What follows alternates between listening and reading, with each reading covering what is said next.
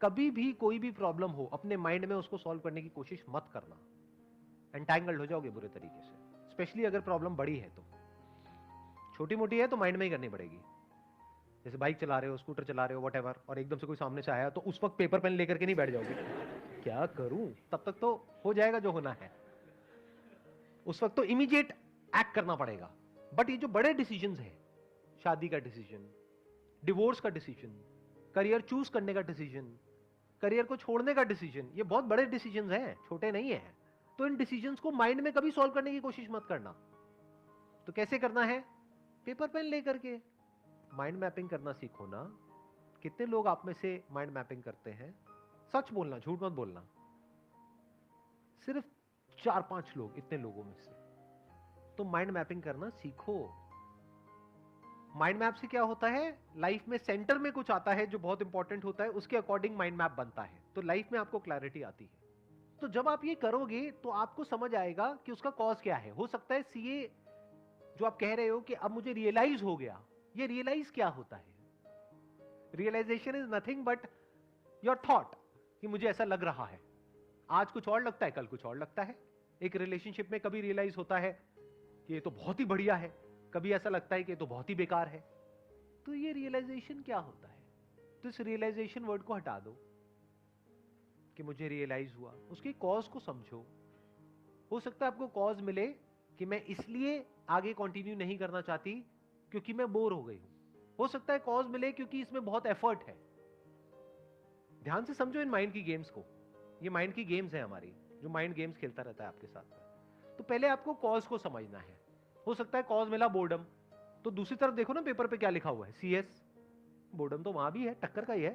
सही कह रहा हूं, गलत कह रहा हूं? या तो आपने लिखा होता दूसरी तरफ बंजी जंपिंग, मैं ये बंजी जंपिंग का वहां पे ऋषिकेश में जाऊंगी, वहां पे सेटअप करूंगी और खुद बंजी जंपिंग करूंगी डेली और लोगों को भी करवाऊंगी। तब लगा कि हाँ कुछ डिफरेंस है।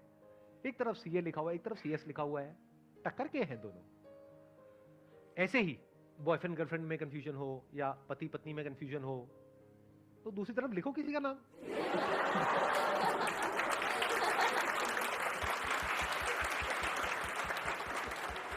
फिर थोड़ी देर में आपको पता है क्या रियलाइजेशन आएगा, रियलाइजेशन, द रियल रियलाइजेशन। ये भी खच्चर, वो भी खच्चर, क्या फर्क पड़ता है? और मैं भी खच्चर, तो क्या फर्क पड़ता है? इस मंत्र को पकड़ना सीखो, लाइफ में बहुत काम आएगा। जहां पे आपको कुछ लॉन्ग टर्म तक सस्टेन करना है। शॉर्ट टर्म में मंत्र काम नहीं आएगा, वैसे शॉर्ट टर्म में भी आ जाएगा काफी केसेस में, बट लॉन्ग टर्म में मंत्र बहुत काम आता है। कि क्या फर्क पड़ता है? हम सब अपने थॉट्स के हिसाब से चलते हैं, फीलिंग्स के हिसाब से चलते हैं, जो हमें लगता है अपने बिलीफ्स उसके हिसाब से चलते हैं, और सब कुछ ही लिमिटेड है। हर जगह क्लैशेस हैं, कॉन्फ्लिक्ट्स हैं, तो कोई भी परफेक्ट नहीं है। अगर कभी गलतफहमी होती है ना कि अगर मैंने सीए छोड़ दिया तो मैं ये करूंगी, तो वो लोग जो वो कर रहे हैं उनको जा करके देख लो, वो गलतफहमी दूर हो जाएगी। आप कहोगे यही बेटर है। लगता है ना कि उसकी पड़ोसी की लाइफ बढ़िया है, तो कहीं कोई छुपा हुआ कैमरा फिट कर दो उनके घर में, 2 दिन में आपकी गलतफहमी दूर हो जाएगी। लिविंग रूम में करना, बेडरूम में नहीं। सबको सब कुछ नहीं मिलता है। प्रवचन शुरू कर दूं मैं? भाग्य पे बहुत कुछ निर्भर करता है। ये मैंने बोला मजाक में, लेकिन मजाक नहीं है। अब आप कहोगे सर आप तो बोलते हो कि हमारा भाग्य हमारे हाथ में होता है, ये भी सच है। भाग्य हमारे हाथ में नहीं होता, ये भी सच है। अब आप कंफ्यूज हो जाओगे, आप कहोगे क्या मतलब, एक बात करो ना। अरे भाई साहब, लाइफ में ऐसा नहीं होता है जैसा आप सोचते हो। क्लियर कट आंसर नहीं होता है। एक स्टैंड पॉइंट से देखोगे तो आपका भाग्य आपके हाथ में नहीं है। जैसे आपने अपने माँ बाप को चूज किया, यस और नो? किसी ने किया तो नहीं है ना? नहीं, बड़े बड़े खुराफाती आ जाते हैं यहाँ पर, वो कुछ भी बोलने लग जाते हैं आकर के। सर मैंने ना अपनी शक्तियां इस्तेमाल करी जब मैं पेट में भी नहीं था, मैंने पेट को खुद चुना, मुझे इस पेट में जाना है अपने पिछले जन्म में, और मैं वहीं आया जहां मैं आना चाहता था। बहुत कुछ होता है जो हमारे हाथ में नहीं होता है। जैसे पेरेंट्स हमने चूज नहीं किए हैं, वो हमारा भाग्य है। अब अपने पेरेंट्स के बारे में जैसे आप सोच रहे हो, उसकी वजह से आपको अच्छा लग रहा है या बुरा लग रहा है, ये भी भाग्य है। तो एक है पेन और प्लेजर, एक है सुख और दुख। आपका जो सुख है और दुख है वो काफी हद तक आपकी थिंकिंग पर डिपेंड करता है। मैंने काफी हद तक इसलिए लगा दिया बीच में क्योंकि वहां पर भी एक्सेप्शंस हैं। अगर मैं ये कह दूंगा कि पूरी तरह से आप पे डिपेंड करता है तो ये बकवास है। आपका पति है, पत्नी है, वो बदतमीज है, उसको ये नहीं पता रिस्पेक्ट क्या होती है, तो आप सुखी कैसे रहोगे? तो पूरी तरह से आपके हाथ में कहां है? तो एक स्टैंड पॉइंट से देखा जाए तो भाग्य आपके हाथ में बिल्कुल भी नहीं है। आप यहां से बाहर जा रहे हो, कोई आया और आकर के एक्सीडेंट हो गया, आपकी कोई गलती नहीं है, इसको आप भाग्य बोल सकते हो, जो आपके हाथ में नहीं है।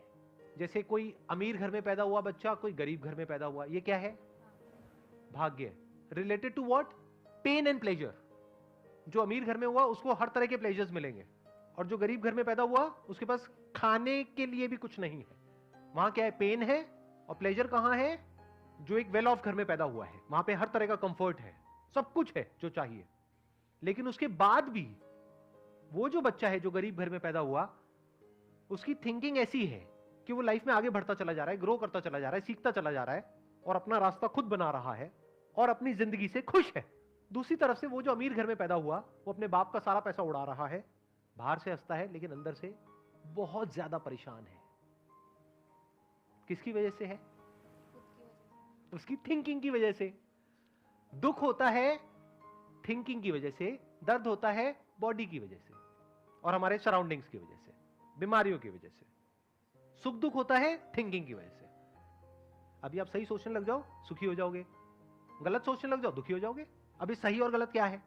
शादी करने से पहले सोच लो जितना सोचना है, एक बार कर ली तो मतलब डिसीजन को बार बार बोलो, थोड़ा सा दिमाग लगाओ। सही सोच क्या है और गलत सोच क्या है? मैंने क्या कहा? फॉर्मूला क्या है? सही सोच की वजह से हम सुखी होते हैं, गलत सोच की वजह से दुखी होते हैं। तो पहले जितना सोचना है सोच लो। वो भी आपको लग रहा है कि मैं सोच करके शादी कर रही हूं, उसमें भी भाग्य का बहुत बड़ा रोल है। क्योंकि आप कब कहां किसको मिले और फिर मिल करके कब किसको किसकी आदत पड़ गई पता ही नहीं लगता है। लाइफ ऐसी तो होती है। फिर सही गलत समझ नहीं आता है जब दिल का मामला होता है। या फिर अरेंज मैरिज हुई तो वो तो पूरी तरह से ही भाग्य हो गया। शादी के बाद अगर सुखी रहना चाहते हो तो सही सोच क्या है और गलत सोच क्या है?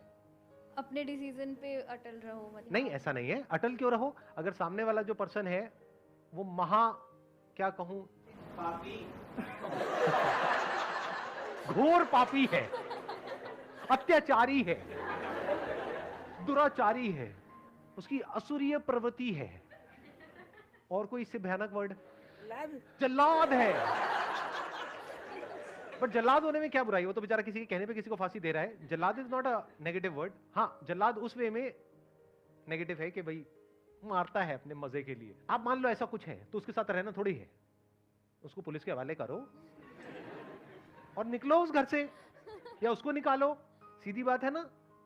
बट मान लेते हैं मैंगो पीपल टाइप का कोई बंदा है, मतलब जैसे लोग यहाँ पर बैठे हुए हैं, वैसे पता नहीं लगता किसी को देख करके कि ये सब जो मैंने कहा उसमें से कौन है जो यहाँ पर बैठा हुआ है।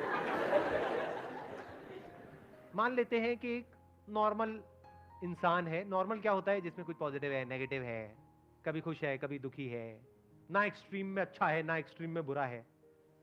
एक्सट्रीम में अच्छे वाले लोग भी बड़े खतरनाक होते हैं, एक्सट्रीम में बुरे तो बात हो ही गई है, तो बीच में कहीं पे है। तो अब सही सोच क्या है?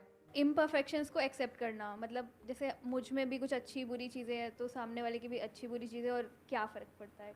क्या फर्क पड़ता है? बस ये गोल्डन मंत्र को पकड़ लो कि कभी उसकी कुछ हरकतें होंगी, आपको गुस्सा आ जाएगा, आप गुस्सा करोगे तो वो भी गुस्सा करेगा, क्या फर्क पड़ता है? चीख चिल्लाट हो जाएगी, क्या फर्क पड़ता है? थोड़ा एक आध बर्तन वर्तन टूट जाएंगे, क्या फर्क पड़ता है? बर्तन और आ जाएंगे, अगले दिन फिर नॉर्मल हो जाओ। मैं आपको सही बातें बता रहा हूँ, प्रैक्टिकल बातें, थियोरेटिकल बातें नहीं। जैसे कुछ लोग होते हैं ना, वो बैठ करके बोलते हैं नहीं नहीं बस अपने मन को ऐसा आप करो, वैसा करो, ये करो, वो करो। अरे ऐसा नहीं होता है रियल लाइफ में।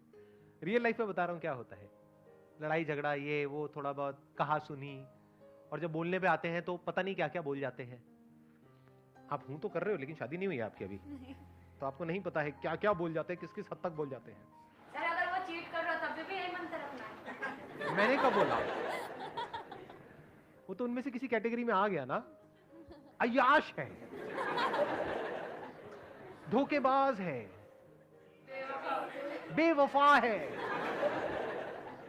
कुछ वर्ड छूट गए होंगे, अभी भी आप समझ लेना इशारों में कि अगर ऐसा कोई है तो छोड़ दो। बट अगर मैं कह रहा हूं ना बीच में कहीं पर है, नॉर्मल इंसान है, बेचारा है, आप बेचारी हो, ठीक है, क्या फर्क पड़ता है? तो ऐसे जब आप समझ लेते हो चीजों को और ऐसे सोचने लग जाते हो तो अब आप चिल हो जाते हो। चिल पता है ना क्या होता है? क्या होता है? एक ना तो एक्सट्रीम मतलब किसी भी इमोशन को एक्सट्रीमली नहीं लेना। अब फालतू की एक्सपेक्टेशंस ही नहीं है ना माइंड में। फालतू की एक्सपेक्टेशंस ही तो जड़ है सारी की सारी प्रॉब्लम की। कि मेरा पति ऐसा क्यों नहीं है, मेरी पत्नी ऐसी क्यों नहीं है, रोज सुबह उठ करके मेरे माँ बाप के पैर क्यों नहीं छूती है। अरे वो सुबह उठती ही नहीं है टाइम से।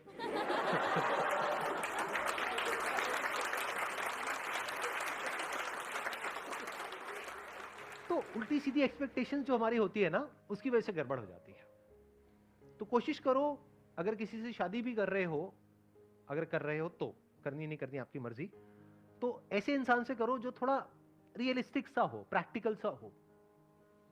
जब थोड़ा टाइम स्पेंड करोगे, कुछ मीटिंग्स करोगे, अगर अरेंज मैरिज है, और लव मैरिज करोगे तब तो पता लग ही जाएगा, 2-4-6 महीने में पत्ते खुल ही जाते हैं एक दूसरे के।